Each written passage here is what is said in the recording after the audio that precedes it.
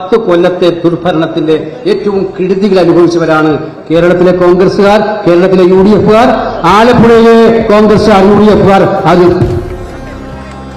സത്യത്തിൽ ഒരു ദിവസം ഞാൻ ഡൽഹിയിൽ നിൽക്കുമ്പോൾ ആണ് ആലപ്പുഴയിലെ കലക്ട്രേറ്റ് മുന്നിലുള്ള യൂത്ത് കോൺഗ്രസ് ലാത്തിച്ചാർജ്. അത്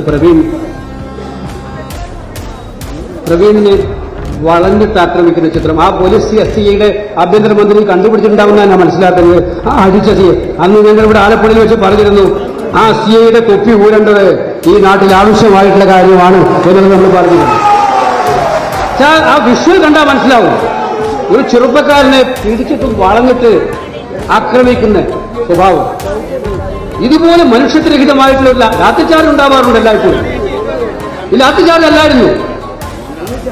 യൂത്ത് കോൺഗ്രസ് ജില്ലാ പ്രസിഡന്റ് ആയിട്ട് പോലും, ഒരു പ്രധാനപ്പെട്ട സംഘടനയുടെ യുവജന നേതാവായിട്ട് പോലും വളഞ്ഞിട്ട് പിടിച്ചിട്ട് നേരിട്ട് CI അടിക്കുകയായിരുന്നു ഭീകരമായിട്ട്.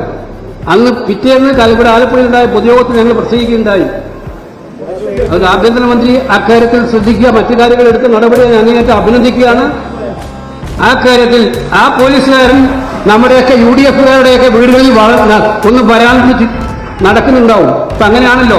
ഇപ്പൊ കോൺഗ്രസ് കണ്ടുപിടിച്ചവരായിട്ടുണ്ട് കഴിഞ്ഞ കുറെ കാലത്ത്. ഏറ്റവും കൂടുതൽ പോലീസുകാർ തല്ലിയവരും പിടിച്ചവരും ഒക്കെ തന്നെ അവര് നമ്മുടെ തന്നെ ഇപ്പൊ ഞാനടക്കമുള്ളവരുടെ മുന്നിലേക്ക് വരും.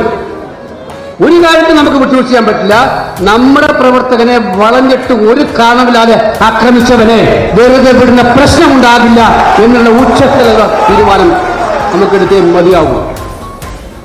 തോമസിന്റെയും അജയ് കുര്യാക്കോസിന്റെയും നമ്മൾ SD കോളേജിന്റെ മുമ്പിൽ പാവങ്ങൾ 2 കൊടിയായിട്ട് പോയതാണ്. ആ കൊടിയായിട്ട് ഒരു പോലീസ് ഗൺമാൻ കാണിച്ച അഭിമാനപൂർവ്വം ഞാൻ പറയാൻ ആഗ്രഹിക്കുന്നു. തോമസിനെ സ്ഥാനാർത്ഥിയാക്കിയതിന്റെ പേരിൽ പാർട്ടി വിട്ടുപോയവരുണ്ട്, എന്നെ ആക്ഷേപിച്ചവരൊക്കെ ഉണ്ട് ഒരുപാട് പേര്. പരസ്യമായി പത്രസമ്മേളനം നടത്തിയിട്ട്